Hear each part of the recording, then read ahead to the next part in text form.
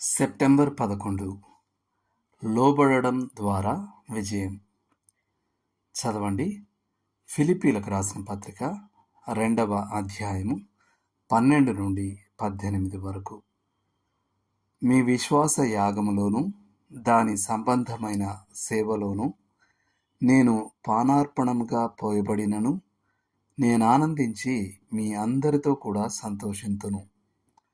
ఫిలిప్పీలకు రాసిన పత్రిక 2వ అధ్యాయము 17వ వచనం.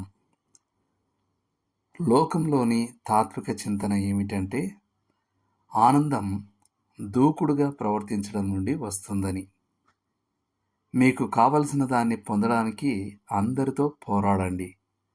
మీరు దాన్ని పొందుతారు మరియు సంతోషంగా ఉంటారు. యేసు యొక్క మాదిరి ఈ లోకతత్వం తప్పు అనడానికి తగిన రుజువు. ఆయన ఎప్పుడు ఖడ్గాన్ని కానీ మరే ఇతర ఆయుధాన్ని కానీ ఉపయోగించలేదు. అయినప్పటికీ ఆయన చరిత్రలోనే అతి గొప్ప యుద్ధాన్ని గెలిచాడు.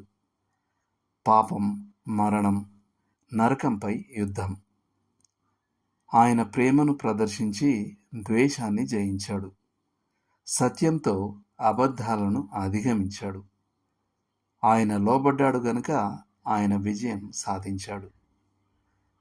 లోబడే మనసు కలిగి దాన్ని అభ్యాసం చేసేవారికి ద్విగుణాత్మక ఆనందం లభిస్తుంది. జీవితానంతర ఆనందం మరియు ఇక్కడే ఇప్పుడే ఆనందం. క్రీస్తు దినాన దేవుడు తనకు నమ్మకంగా ఉన్నవారికి బహుమానం ఇస్తాడు.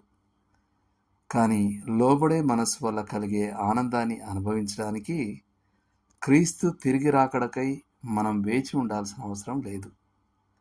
ఆ ఆనందం ప్రస్తుత వాస్తవం. అది త్యాగం మరియు సేవ ద్వారా వస్తుంది. లోతుగా ఆలోచించాల్సిన విషయం.